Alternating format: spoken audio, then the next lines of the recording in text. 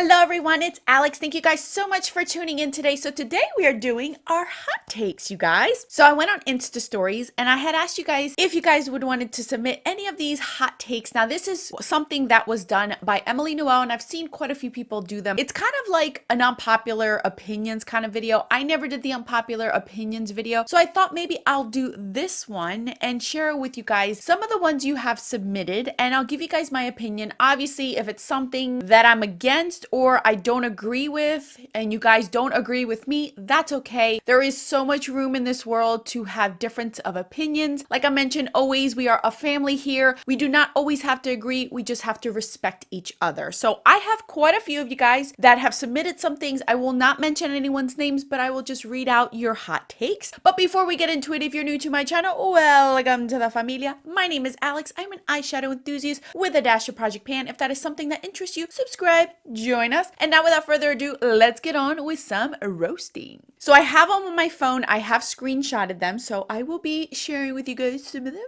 All right, so we're going to start out with the very first hot take. This one states, eyeshadow looks are complete without falsies too. Cut creases need to go. Glittery shadows need to go too. Well, I feel offended right now by 2 out of 3 out of those. All right, so let's start with the first one. Eye looks are complete without falsies too. I completely and 100% agree with you. Most of the time, I don't wear falsies when I am testing out products for you guys or I'm out and about in my normal day-to-day life. There are quite a few times a week I do wear lashes. I wear them on camera. Sometimes I don't, but most of the time I do, just because I feel like since I'm so far away from the camera, my lashes get completely lost in any of my eye looks because I don't do simple looks every day. I do very colorful, bright, bold looks, and my lashes just decide to camouflage with the rest of my look. So yes, I completely agree that eye looks look beautiful without lashes. For work purposes, I never wore lashes unless it was an actual function. But for my fun everyday, like, you know, I'm filming,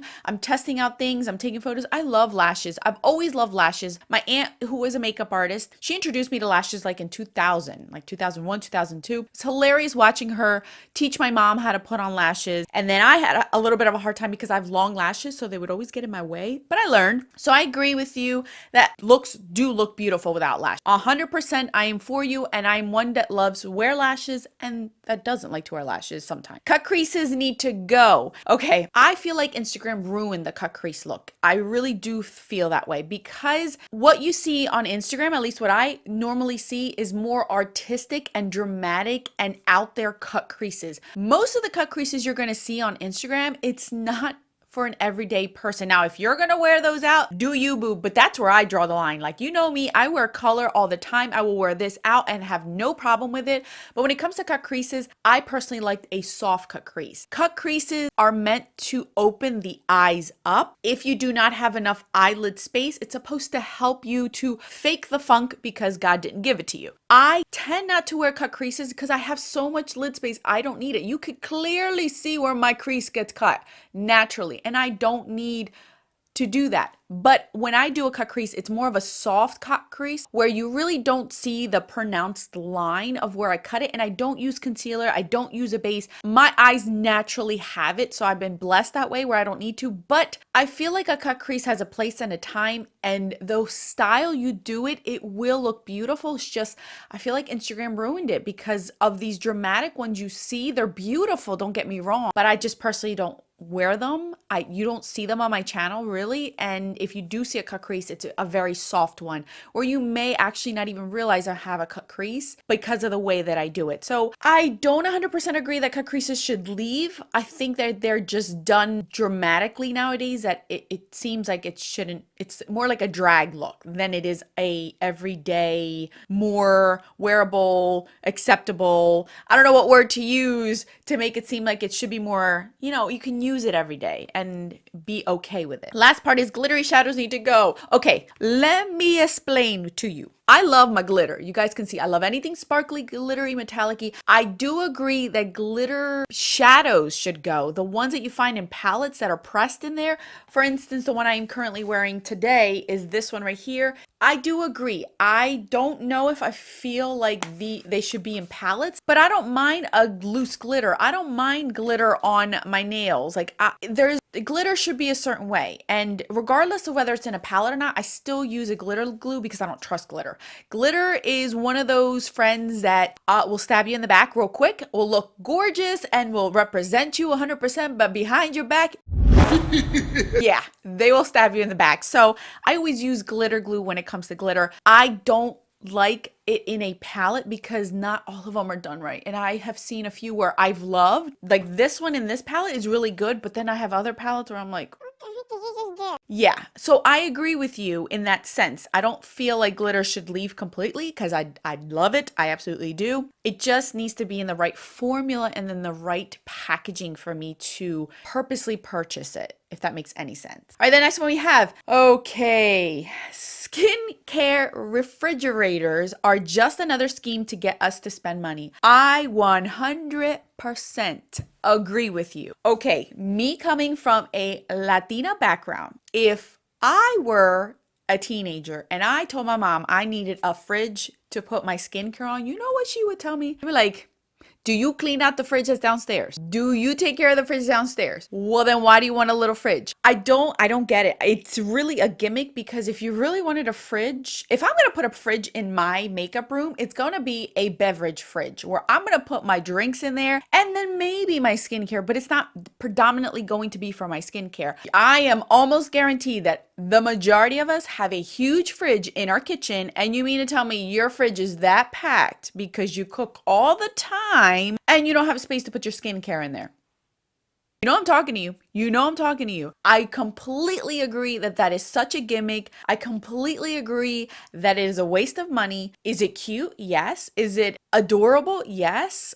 It kind of, I think it brings back the whole little girl kind of feel when you played with Barbies and the dream house. I feel like that's why it sells so well because we have this fantasy about it. Like, oh, I wish I would have had that when I was a kid. You know what I mean? But yeah, it's a total waste of money. Total waste of money. I'm sorry. I said it. Use your fridge downstairs, people. I'm sure that thing cost you a good penny, over $1,000. Use it. All right, here we go with the next one. YouTubers need to boycott Coachella. The owners are anti-LGBTI and donate part of the, and then it doesn't show me the rest. I didn't know that. I had no clue. I don't follow Coachella. I don't follow the trend. I don't follow anything when it comes to Coachella. It's not my field. Like I guess you know how like when you get older, you end up missing some of those cartoons because now the younger generations watches them and you didn't get to watch them. I kind of feel like that with Coachella. It completely is out of my era. I don't care for it. I like the makeup that comes out for it, but personally, I would never go to it. It's all the way on the other. If I am flying thousands of miles away, I ain't going to no damn desert where I'm going to be sweating, where I'm supposed to be half naked, okay?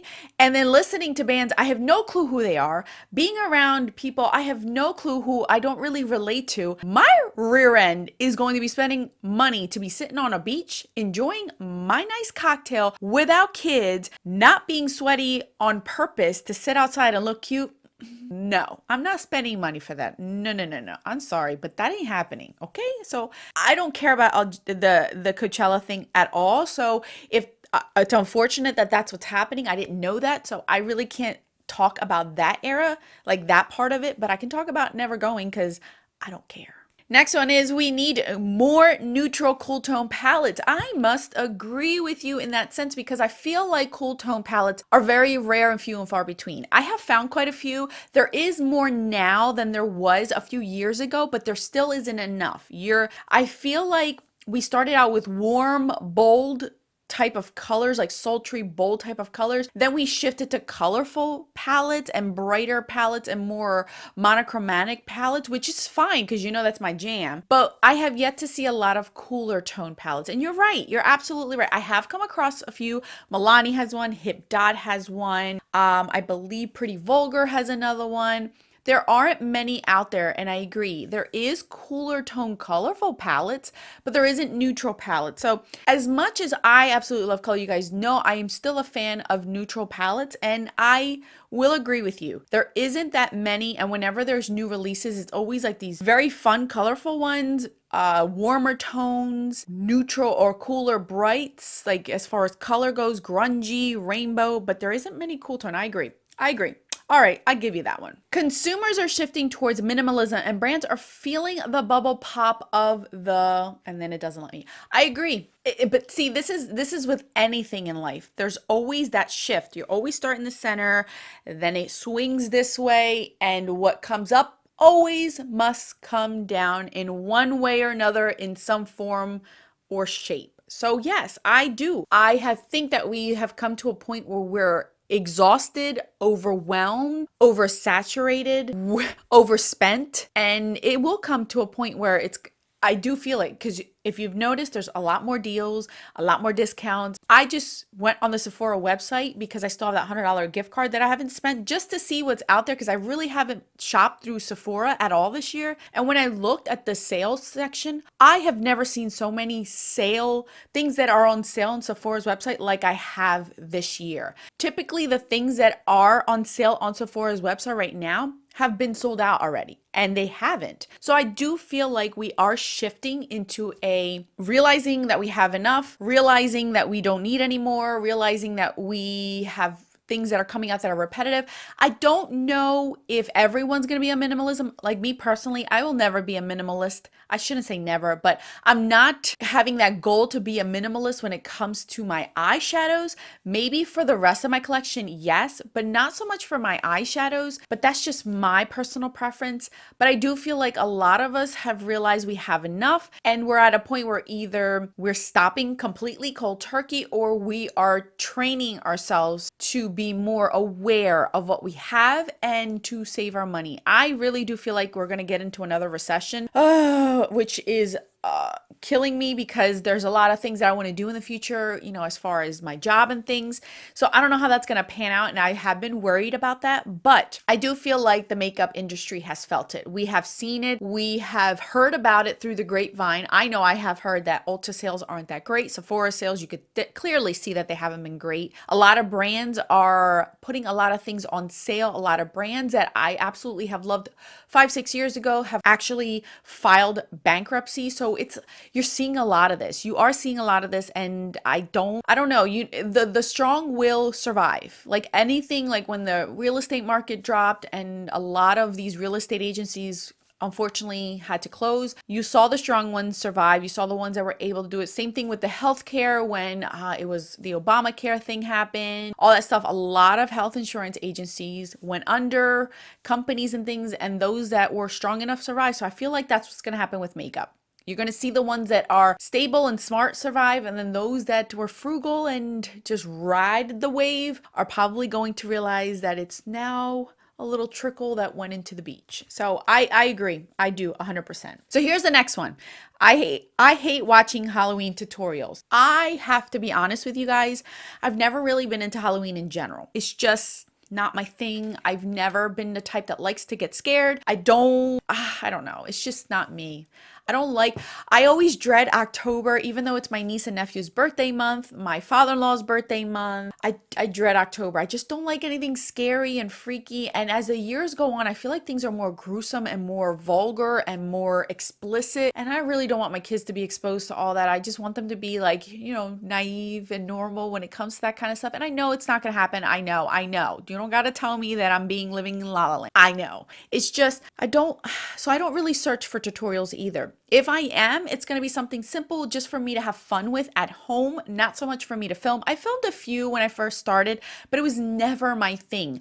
I never cared for it. I feel like it is a dying thing on YouTube. I don't see as many people doing YouTube or Halloween tutorials or costumes and things. It seems like it's a dying thing, and I don't know why. I'm not complaining about it, but I don't care to watch them.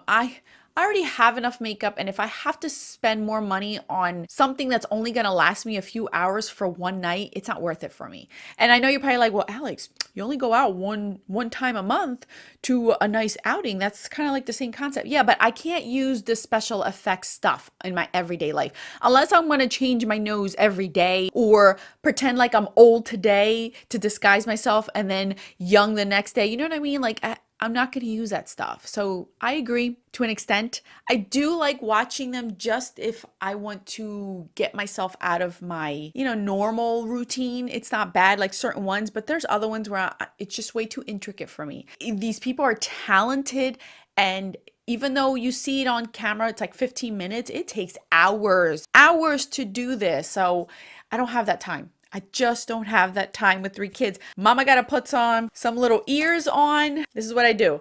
I put my ears on. I put a little dot. I put a little lipstick. We good to go. All right, here we go. I admit that I watch drama videos. Woo-wee! Here we go with the drama. Here we go. All right. I maybe have watched a handful of videos, drama videos throughout my whole entire YouTube that I've watched YouTube. I've only maybe watched a handful. And every time I feel like I've watched one, I'm not even joking with you guys, something inside me makes me feel terrible. Like I actually want to sit down and cry. I don't know what it is. It hurts my heart. Like, I know that's an expression, but it genuinely hurts my heart. I don't like to see people bashed. I don't like to see people accused of things.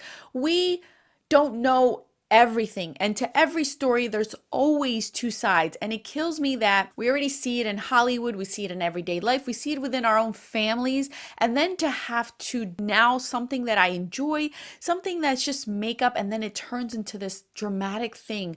I don't know. It really would, if I continue to watch any drama channels, I would be bitter. I would be hating a lot of people. I would be so miserable. I don't think my passion for makeup would leave, and I don't want that to happen. So I personally don't watch drama channel. I have tried. I will admit, I have tried to watch that Shane and Jeffree Star documentary. Number one, I feel so sick to my stomach when I watch them. And it's not because of the actual series, it's because the cameraman can't keep his camera still. I really do get nauseous. Like, I cannot watch the full hour, 50 minutes.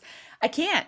I have yet to finish any of them because I just can't. I really get sick to my stomach because it's like this. He needs to control his camera a little bit more, or invest in something to shift it a little bit more, because I get headaches. I really do. So that's the first thing. Second thing is, that's mainly the one that I've watched. I think I've watched Shane's of Jeffree Star, and then there's one other one that I watched about him.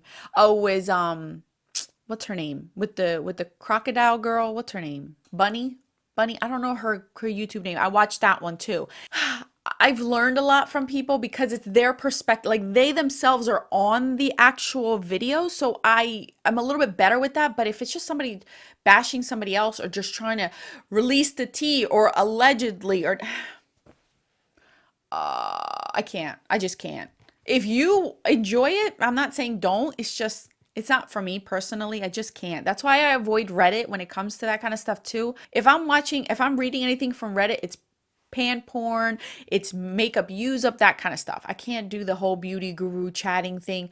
People are so mean. Like, seriously, they are mean. All right, you guys, so that's it for my hot takes. I do have more. Maybe I'll bring those up in like a live chat that I'll do in the future, or something or other. I'll throw it in to get ready with me that I might do in the future, because I want to share some things with you guys anyway there. So thank you guys so much for watching. Thank you to all who have submitted these. I had so much fun with these. Some of these cracked me up when I brought them up. If I didn't read yours, I will most likely keep them for some future video or something. If you guys want to submit any more, it's just basically an unpopular opinion. Leave it down in the comment section so we can have fun with more of these. Thank you again. I will put some more videos right over here for you. Until next time, bye guys.